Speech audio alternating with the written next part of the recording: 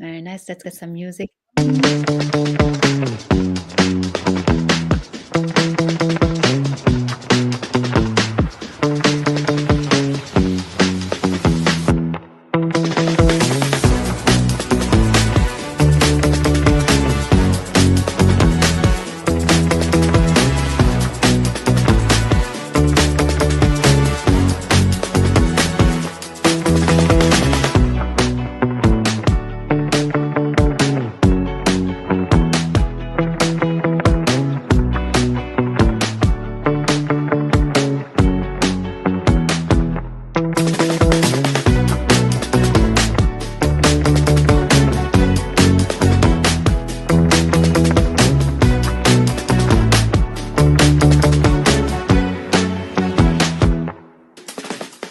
Well, welcome everyone to a new episode of our leadership series. It's number 152, and I have with me a beautiful guest. Incredible. I'm so excited about our upcoming conversation. With me, Pimmi Pande, connecting from Rome in Italy. Yes. Thank you so much. Thank you, Dr. Hynd. What a lovely introduction. Thank you so much. We had a confusion about the time change because of the time change around the world. We got to, even in my class before, I had people joining an hour later. I'm like, yeah, because, the whole Europe have changed the time. Yeah. Well, they need to do something about that. I don't think we really need that it's like anymore. Okay. And even the calendars, because you put something and then it shows up in another time. And like, that wasn't the time that I know. So never mind. So I'm assuming there's a replay. So there are replays for everybody watching us, but we made it. I see already beautiful women joining us and who are here with me.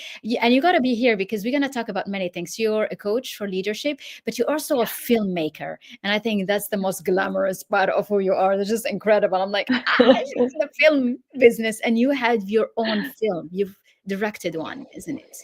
Yeah, my journey started because my family is in the film industry. So hello to Alison, I just saw that pop up.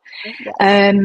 So my father especially, but I have cousins and all kinds of people who are largely based in Bombay, and they're all in different respective places within the industry and very well established. But my father is, he had definitely his prime in the 70s and 80s and 90s. He transitioned from film to TV. So I got definitely a good exposure. And from that, I leapfrogged, first of all, into documentary making.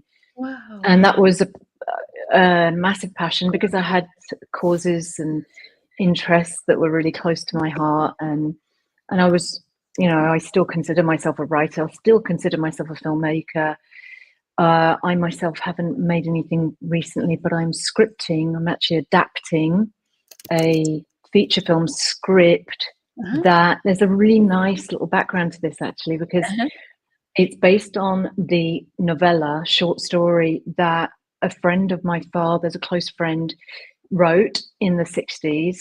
Beautiful little story. And then my father adapted it. And he himself, from his own admission, wasn't happy with that. So nothing happened. Then he did it for a second time with the author before his friend died. And still nothing happened with it. And I'm now bringing it up to date, if you like. I've expanded it. It wasn't long enough to be a feature film. So I probably added on about an hour, extra scenes, background, backstory, extra characters. It's been a really lovely journey. So I'm still on that, as well as various other things. That's incredible. Well. So you're like between, is it in Bollywood? Outside Bombay? Yeah. I mean, I'm, this is shameful to admit, but whilst, my dad's work is Bollywood based. Wow. But he's, but not so, they call it masala films.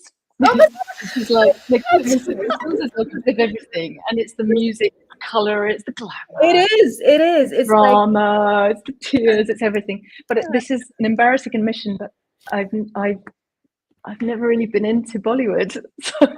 Really? Not even celebrate something with your dad? Yeah, I mean, I did work with him. So there was a period of many years where I went from the UK, where I was born, to work. That's where I kind of I got my start in the industry because I was assisting in the direction team, and I got a chance to work behind the scenes in film and TV because my dad also transitioned over to television. There was a TV boom in India in the early 90s. Okay. So I got all-round experience, and that was fantastic. But I actually didn't start with him. I started assisting another Indian filmmaker who then was a music video maker. Today, he's a huge Bollywood director. Shout out to Anubhav Sinha. Shout out to that. Well, wow. he didn't need it, I'm sure. I don't even know if he remembers me, but I was there on his direction team for a while. So that was in music videos, and that was really good to do before I went over to my dad's team. That's incredible.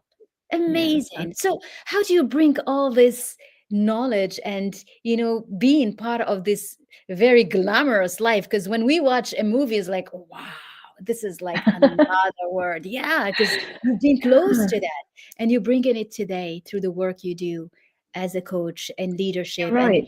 So how? Because it's part of who you are. It's incredible. Yeah, thank you so much. I think it's amazing. I think women are really good at this, actually, that you have all these facets to who you are and how you can just sort of bring them all together. I definitely credit working in film because working with actors, I would say that's where my interest in coaching came from, because I was working with people, helping them in the casting. The direction team, you definitely have to have that ability to help.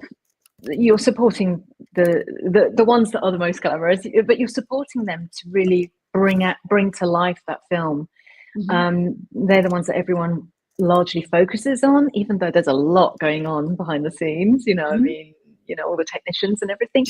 But, so the actors, so it was a great training ground for me in the work that I do today, I would say, because I'm so very driven to help people be able to, let me silence my, sorry about this.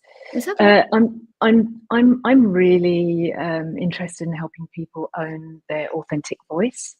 And so a lot of people have this idea that they have to be able to perform. That's right. And I can honestly tell you that even for an actor, there's such a large part of themselves that is coming through. They're channeling through. Really?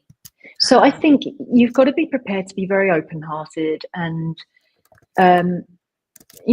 of course you're looking at a character, you're absorbing who they are and bringing that through as a performer.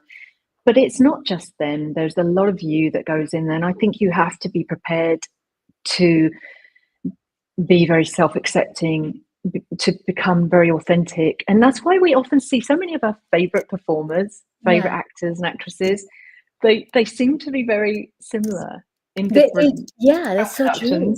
Yes. And I think that's why they're really bringing a lot of themselves through.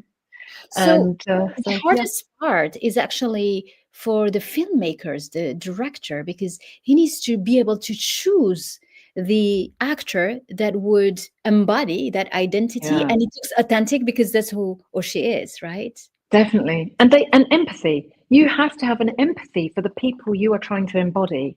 And you cannot do that unless you are an authentic person, empathic person anyway.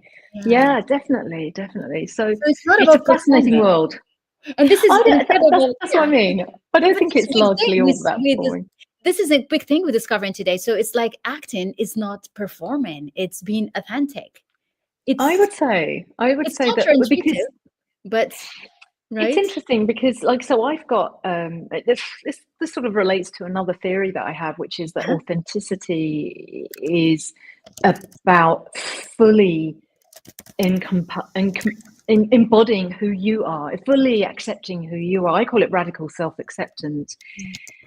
And I see that the word radical gets tagged onto many things these days, but I really truly mean that. I mean in the whole holistic sense, including the spiritual sense as well. I feel that we are so much more than this, so much more than the body that we are walking around in. That's just a a small part. And I feel like I'm jumping ahead here quite a bit. I No, sort of that's jumped no, but straight I into the deep absolutely end, agree. but No, I think but you're spot on, and it is. We are much bigger than just what we see, just the material yeah, part of who we are. definitely. And you said You it in know, the beginning because you said the actor channels the yeah, identity and what he represents. You did yeah, say it. yes, So I yeah. spotted some of that, what you Yeah, meant about being connected to something bigger. Yeah. definitely. And I think this is a key missing thing that Mm. people don't always understand because it's not spoken about. It's still too woo-woo, for people Yeah. to accept. And yet there's so much that has to be said for intuition, just self-trusting, but not just self-trusting, but really self-trusting on a higher level. Mm. If you allow yourself to do that, even if I just relate that to the work that I do because I help people tap into their authentic voice. By that, I'm talking about the voice that is coming through you. Mm. So that's why I call it radical self-acceptance, not just accepting who I am here in this body. It's way more than that because I feel that we are much more than the And body. that's the hardest part, right? Because you and your role as the coach that helps leaders, what did you notice? What is it? How can you overcome the blockage from being the radical self acceptance of who we are? This is hard. Yeah, this is hard. I Yeah. think it's a great leap that people have to be prepared to jump alone. You Mm. can obviously, thankfully, there are a lot of inspirational voices out there today of people who are accepting that we are much more as humans, that we don't tap into everything that we are so blessed with, so gifted with in who we are.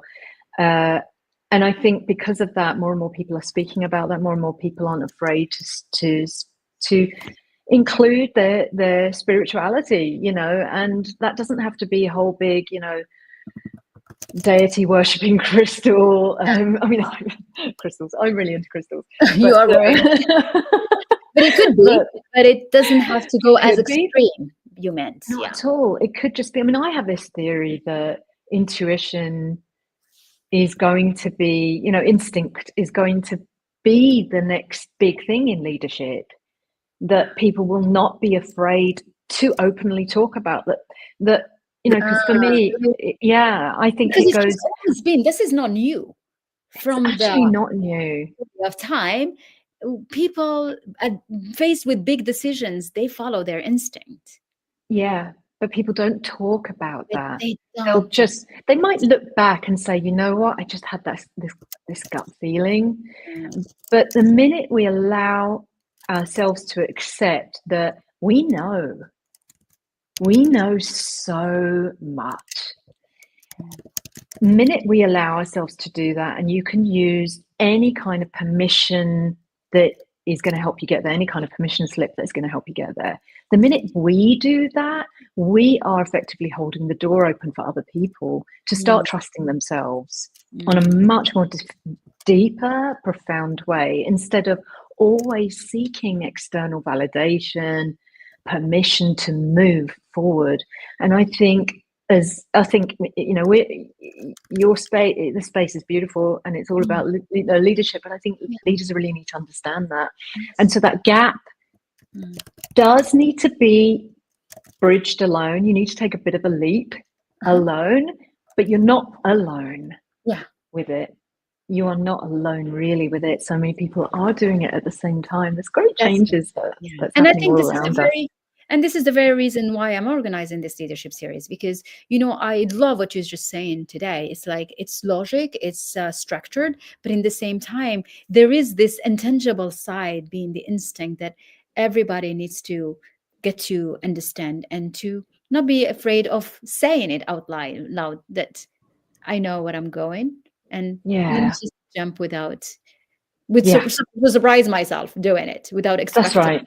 yeah, without being sure of what I'm gonna be having as results. Yeah. Yeah, I think there's too much emphasis on I need to I need to be able to provide evidence that's tangible, that's logical. And I'm not saying those things do not have value. What I'm saying is that there's a missing piece. Mhm.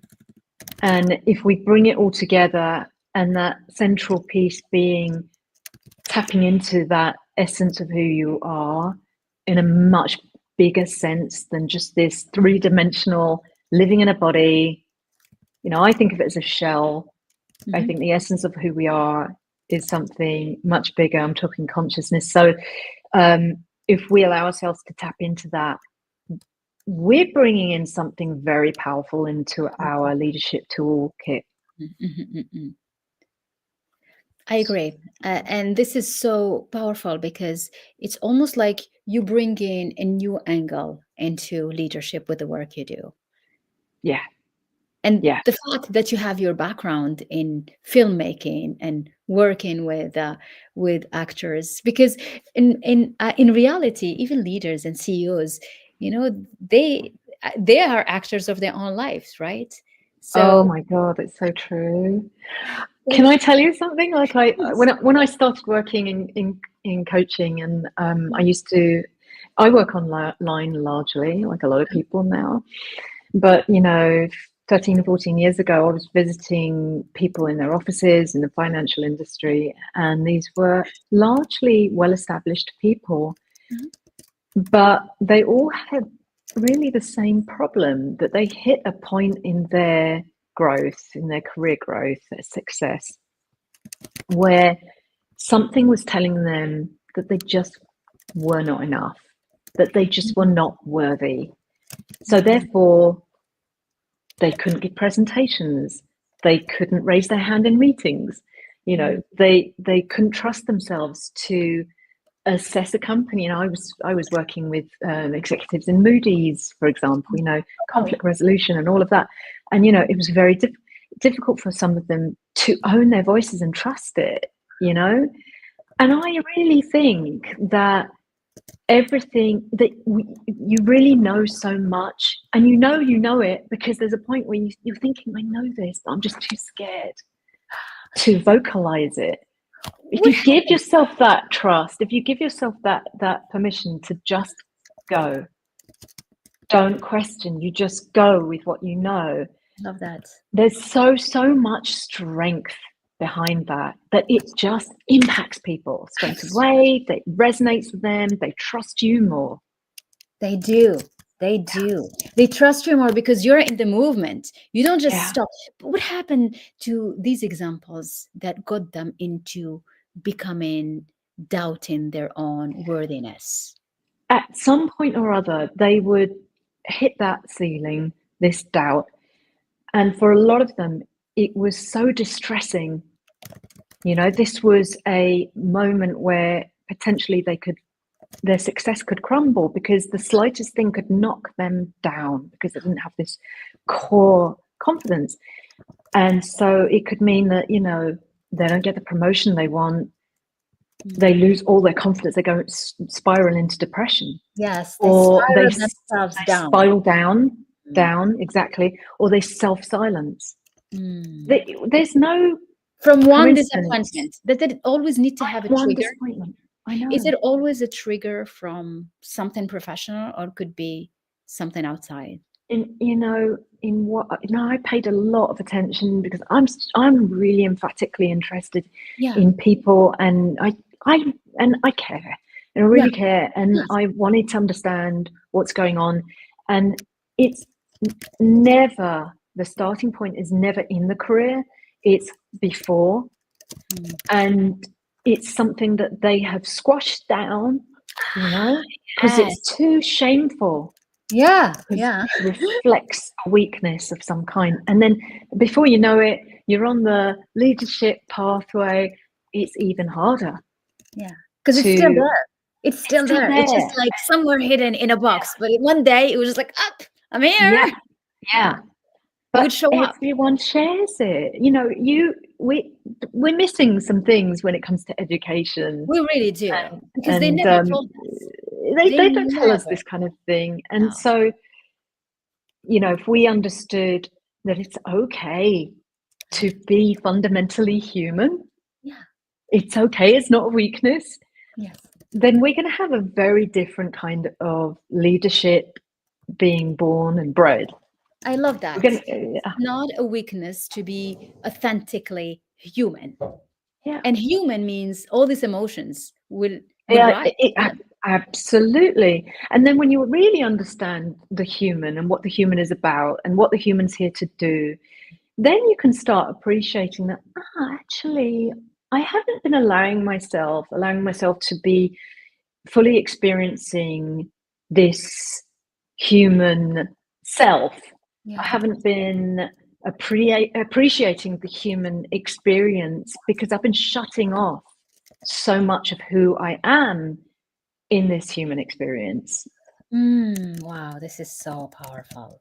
And this is exactly what we end up doing because we want to fit in what Yes. is expected Yeah. from our positions or whatever identity we want to carry.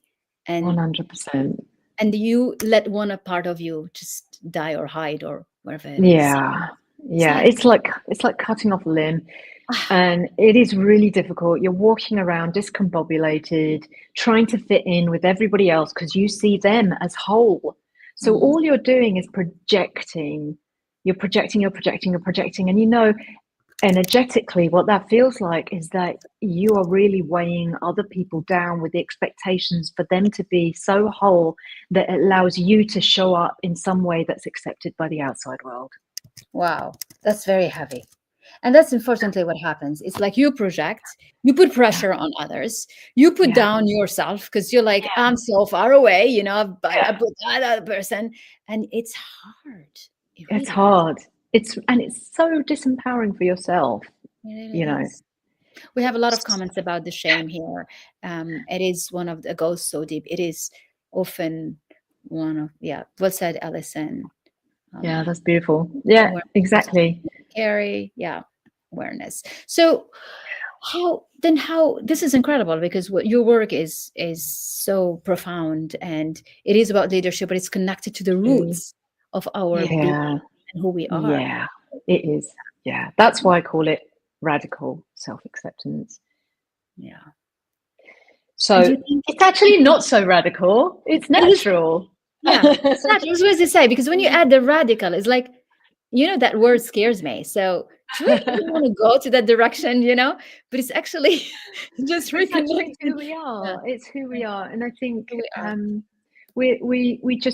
we are sleepwalking day to day through this life because it's much easier to try to merge and blend in. Hey, because that's my background. That's what I did, I and this is why at a certain point in my career I started working also with minority women in Mm, particular mm, because I saw similar wounds and I saw that this was actually being weaponized against them, politicized, kept mm, keeping them down, keeping them small, keeping them dependent on mm, other people to recognize them.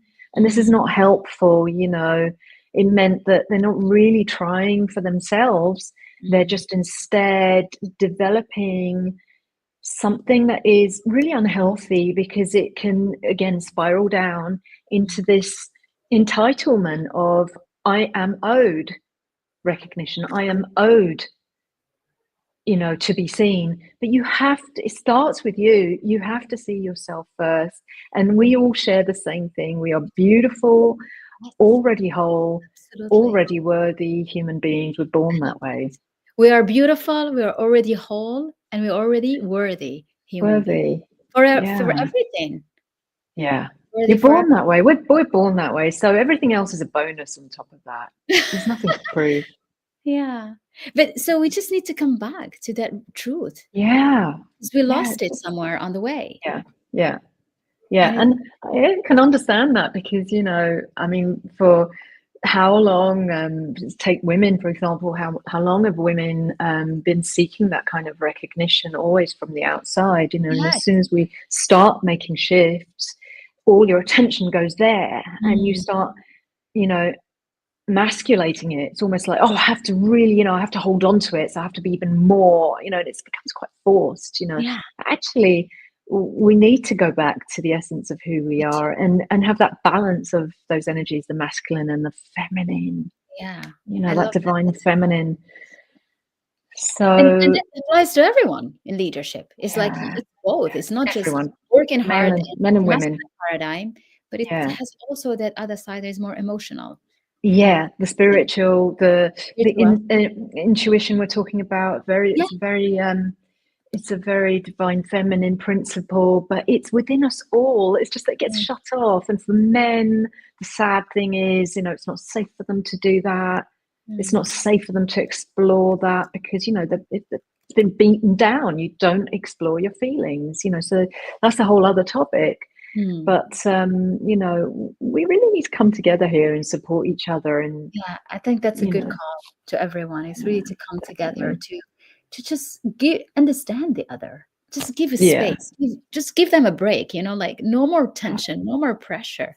Just accept. definitely, And but it starts from within, right? Because when you start accepting yourself, then you become more accepting to others. But yes, how can you be accepting to others if you don't even know how to have that connection with yourself? exactly that. You cannot, you know, be there for someone if you don't understand what it means to be there for yourself. You can't love from an empty cup. Exactly. So you need to first self we'll call it radical self-awareness. Radical And be self-acceptance. aware of You know, you. accept who you are Bring us completely. back See to, yourself. yeah, You know, accept who you are and accept yeah. your be like, and when you accept yourself, you start you becoming authentic, right? You don't have to hide anything. Authenticity Yeah. is so magnetizing. It Mm, really does. You know, there's no one out there that doesn't like engaging or being in the realm, the vicinity of someone who's already grounded and rooted and good within themselves. yes. You Yes. know, Mm, it feels good for us to be in that energy. it does. And It's so, and yeah. that's the feeling we brought today. It's just that, you know, it's like, okay, we traveled. We went from filmmaking, the glamour of stars and everything, and we brought it back to ourselves and to Mm, understanding that they don't even them, they don't perform. They need to be authentic. yeah. So just come back to your life and do the same. Yeah. Yeah, definitely, definitely. And that's going to mean different things. You can explore that in different ways. You know, for people who identify as being creative, that might mean really giving yourself permission to tap into your creativity. Yeah. Although I would say that we're all creative. This is the nature of who we We are as are. humans. And the missing piece is looking at what does that creativity mean. I mean, we really are creating this experience every day, so that Mm, makes us inherent creators. But yeah, it's going to be different in different ways. I think what's very important is, um, if you want to feel more of that self-worthiness in order for you to be able to, let's say, reach up, reach higher, you know, achieve some kind of success. It might mean, you know, getting that dream job, starting a business, or earning more, or just being able to, you know, quit and do mm, something entirely different to everyone you've ever known. And that might look strange or even selfish to other people. But I think it is trusting yourself. It's about trusting yourself to take that step forward and mm. say, I know, I'm feeling a knowing inside. Yeah. And I'm not going to be any good to anyone if I keep following other people's wishes, Wow. because that's me stepping into the bodysuit of who they are. Who they are and not Yeah. mine. Mm. Absolutely. I love this. And which brings us to the question I always ask about leadership, although you already mentioned that to you, leadership has to have the instant added to it. But how would you define being a leader today with this incredible contemplation Oh, and well, done? straight away authenticity. Yeah, and I Okay, have to say that's that it. straight away. Authenticity meaning you're not afraid to examine your own journey and the stories that have combined to make you who you are, because I think what often people are doing is that they're cutting themselves off from who they are. Mm, And so the shame there is that actually you're leaving a lot of material on the table. I mean, I work with speakers. I'm also a storyteller, so I try to combine the two when I'm helping people develop their voice. So I help them understand what their story is or stories are. And I think in leadership, your authenticity is not being afraid to actually, as I say, examine that, look into what has made me me, and not be afraid to understand that. There's no shame there, as I said before. It's actually going to help you to accept the things that have happened in your life that have made you who you are, and to actually potentially even see them as gifts. And that's when you start transmuting everything, and that's when you're able to pass that on. Then you're holding on to like a bag full of golden nuggets, and that's really powerful for speakers and leaders alike. So I think that, and I think this also is part of being accountable as well. Okay, yeah, I think it is important. You have to be able to look at yourself, and maybe the fact is we're all mirrors for each other, and so whatever is being presented is largely what you need to work on yourself. You know, there's going to be no accident as to why this situation has arisen, as to why this person is in your life. And that's about being accountable, so that you're not going through life or this leadership experience, for example, where you're saying everything just happens to me. I think that's a cop-out. I don't think that's being accountable. And I think that leads you into being defensive and reactive. Yes. Not so. And that's not the attitude you want to have. No, not at all. But I think if you take ownership and you're looking, you're searching, it's like you're mining your life for golden nuggets of, okay, well, what could this be? I love that. Mining your life for golden nugget. That's it. Yeah. And you're like in a co-creation mode. So like the universe brings you something, what do you co-create with it? What do you do? And it feels more like a movement, smooth. Yeah, you're right, exactly. And there's a flow that happens through that. Yeah, exactly. You know, it's some people, it's just going to be a case of bringing curiosity to the table. Yeah, absolutely. What is this teaching me right now? What if I just stop being reactive? You know, the leader who spends all their time behind a desk and not engaging is largely going to be in this reactive mode. But what if instead they show up as being attentive to what's going on, and they try to be accessible to others? And accessible, I mean that you're relatable. You're seeing them as something that can bring you some enlightenment as much as you reflecting back to them what they need to learn.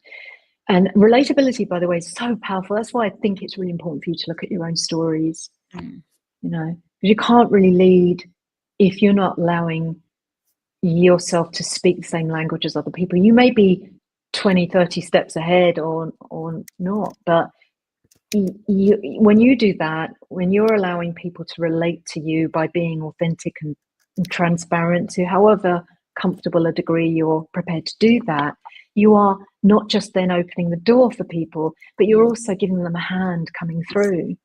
Exactly. Absolutely. And your authenticity leads.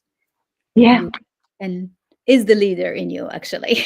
That's beautiful. So. Well, that was nice. Thank you so much. This is a beautiful way to conclude about it. All comes back to authenticity. We started with it. It, and that's what leadership is. Thank you. I'm glad. I'm glad that I think that's a good message. Yeah, it is a powerful message, and it's a powerful message coming from someone that have seen different fields and different sectors and different industries. It just lands differently, you know. Oh, I hope so. Yeah, it's been quite a journey. That was beautiful. Thank you so much, Pimmi, for being with me. Thank you, everyone, for being with us. It was beautiful. Thank you. Thank you. Thank you too. Thanks, everyone. Thanks.